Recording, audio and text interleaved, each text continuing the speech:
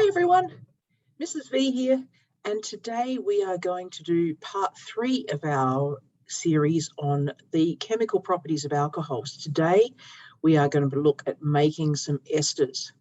So let's get the PowerPoint on and let's talk more about these fruity compounds.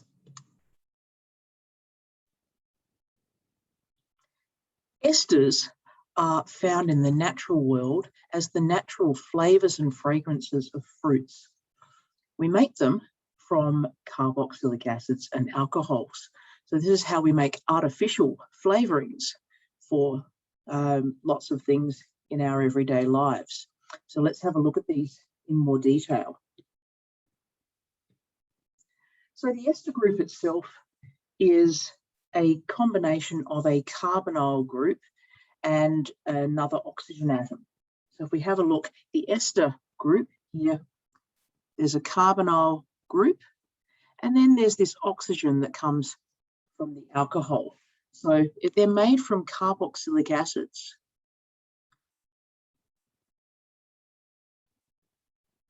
and from alcohols, and this is where these two parts of the group come from.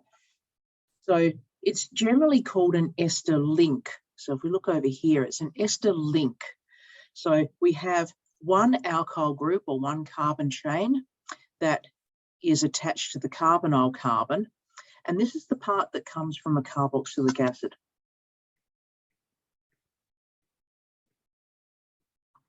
Then we have a second carbon chain or a second alkyl group attached to this oxygen, and this one comes from the alcohol. So there are actually two different alkyl groups or two different carbon chains in an ester. So let's have a look at these two functional groups. We've met the hydroxyl group before, but we haven't met the carboxylic acid functional group yet. So the carboxylic acid group is a carbonyl group and a hydroxyl group together, hence carboxyl. And we will see this written as either written out with the carbonyl group written out with its bonds, or sometimes just as Cu. And I'm sure you guys all remember the first time you saw acetic acid and called it Cu. So acetic acid, which is the acid that's in vinegar, its proper name is ethanoic acid. Why would it be called ethanoic acid? Because it has two carbons, and the prefix for the alkyl group of 2 is eth. All right, alcohols we've met before contain the hydroxyl group. They're just written as ROH or sometimes just Rho. So when you react a carboxylic acid and an alcohol, you form an ester. This reaction is actually an equilibrium reaction, and it requires a strong acid catalyst, something like concentrated sulfuric acid, for this reaction to be able to occur. So it ends up to be a joining of the alcohol and the carboxylic acid into the ester. We eliminate water in this process, so we always have to remember that we produce water as well in this reaction. So to understand how this reaction occurs, we need to know a little bit about the polarity of these groups. So we know in the hydroxyl group that it's a very polar group. The oxygen has two non-bonded electron pairs. It has a high electronegativity, so it tends to draw the electrons in the bonds towards it. And so this ends up giving this hydrogen and this carbon a small positive charge, while the oxygen has a negative charge. A similar thing happens in the carboxylic acid group. But in the carboxylic acid group, we have our carbonyl carbon here being delta plus and our oxygen being delta minus. But here we've actually got two pairs of electrons in this bond.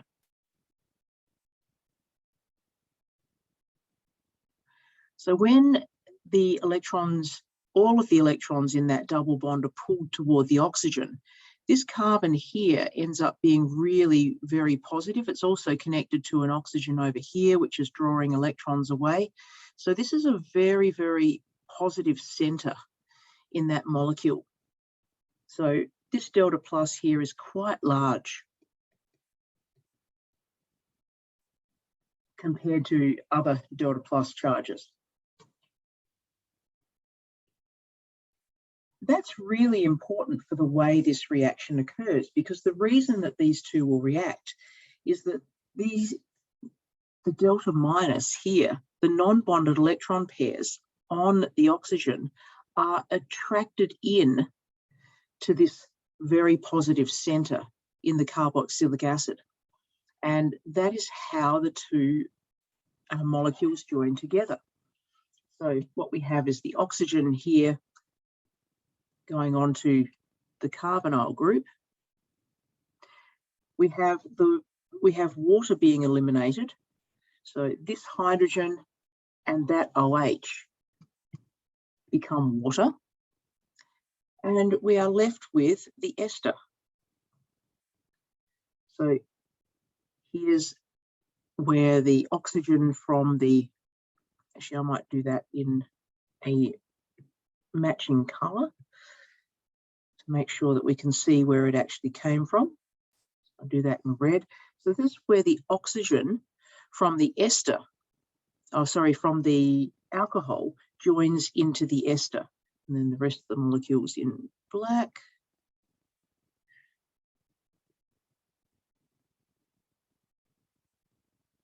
And of course, there would be some R group attached here. And this is how you form your ester group. If you're interested in finding out exactly how that happens, we've learned about the double-headed arrow for the movement of electrons. And here is the full mechanism. This is not required at year 12 level, so you don't need to worry about knowing this. But if you're interested in the series of reactions that occur to form the ester, that is your full mechanism for the reaction. What you need to be able to do, though, as a year 12 student, is you need to be able to predict and name the ester formed from a particular alcohol and carboxylic acid. So the general format for an ester name is alkyl alkanoate. So it might be methyl butanoate or ethyl propanoate. So the alkyl part, the first part of the name, comes from the alcohol. And the second part of the name, the alkanoate part, comes from the carboxylic acid. So let's just work with the names first, and we'll look at the structures in a minute. So ethanol and propanoic acid. So our alcohol is ethanol, which means our alkyl part of the name will be ethyl. Then our carboxylic acid is propanoic acid.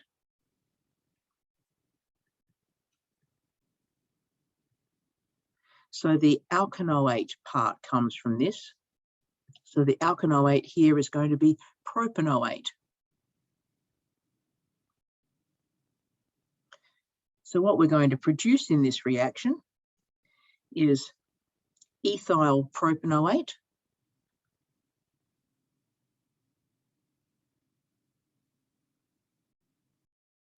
and water. Let's have a look at the chemical structures and write ourselves an equation. So ethanol, we know, is CH3, CH2OH. Propanoic acid is CH3CH2, and then the carbon of the carbonyl group in the carboxylic acid is the third carbon. Now we know what happens is that the non-bonded electron pairs on this alcohol are attracted into the delta plus. Water is eliminated. So this hydrogen and this hydroxyl group makes the water. So what we end up with is I'm going to write the ester out starting with the propanoate part. It doesn't matter whether you write it this way or in the opposite direction. This is just the way I've always done it. There's nothing magical about it. And there's the ethyl group from our alcohol. And don't forget water. And don't forget that this is an equilibrium and it requires a strong acid catalyst. So you should write that over the arrow. So you can see in this particular ester that's been formed, this part is from the ethanol. And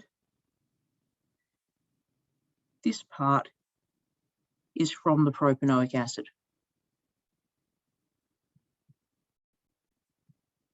If you want to write the ethyl group first, if you want to draw this out so that the ethyl group is first, that's perfectly fine. You can write the ester like this.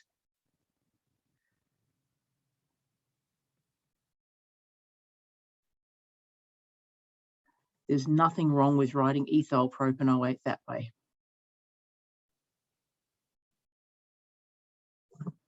Okay, let's have a look at some more examples. All right, the first thing I want you to do is predict what the name of this ester is going to be. So we're going to produce an ester, and remember the alcohol provides the alkyl part and the carboxylic acid provides the alkanoate part. So this one, the alcohol is butan-1-ol, so this will be butyl. And this will give, this ethanoic acid will give us ethanoate.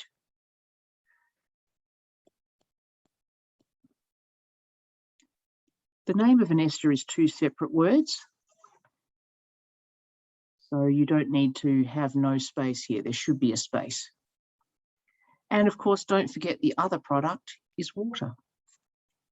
Let's draw the chemical structures. Butan-1-ol.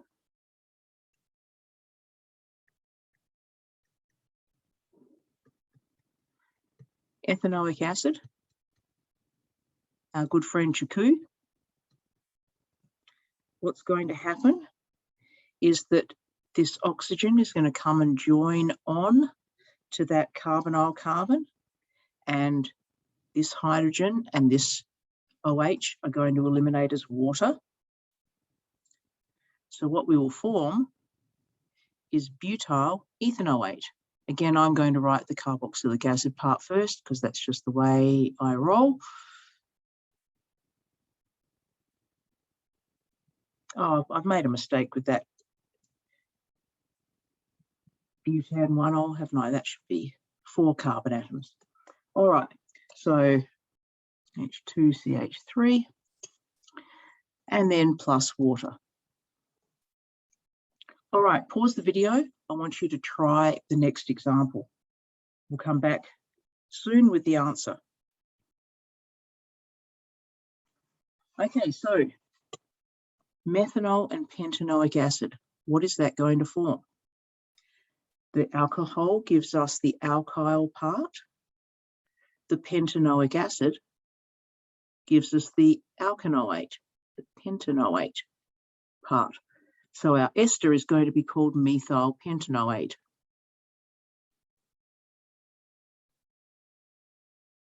And don't forget the water. Drawing out the chemical structures. Methanol is CH3OH. Pentanoic acid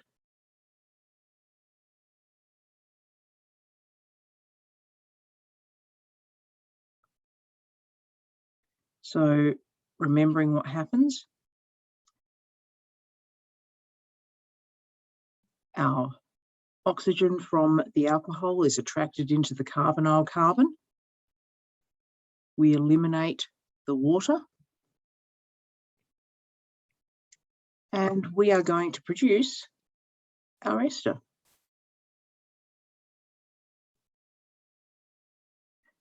So this time it's going to be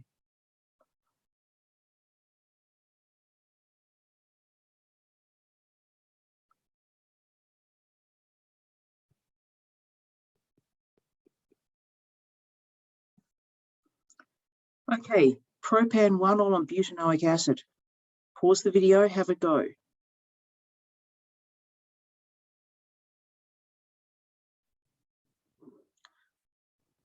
Okay, we have from the alcohol, propanol, we get propyl. From the carboxylic acid, butanoic acid, we get butanoate. And don't forget the water. Let's draw the structures. Let's see if we can do all skeletal structures. So propan-1-ol, 2,3-OH.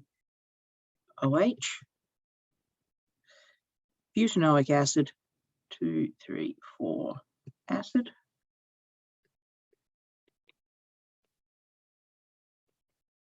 What's going to happen?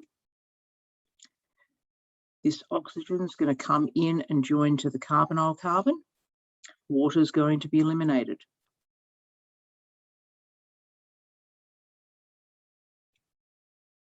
So we are going to get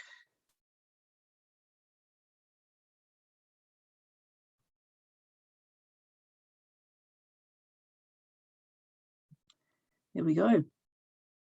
There are 2, 3. There we go. So propyl butanoate and of course water. Okay, that's enough for today. I'm going to see you guys in the next video.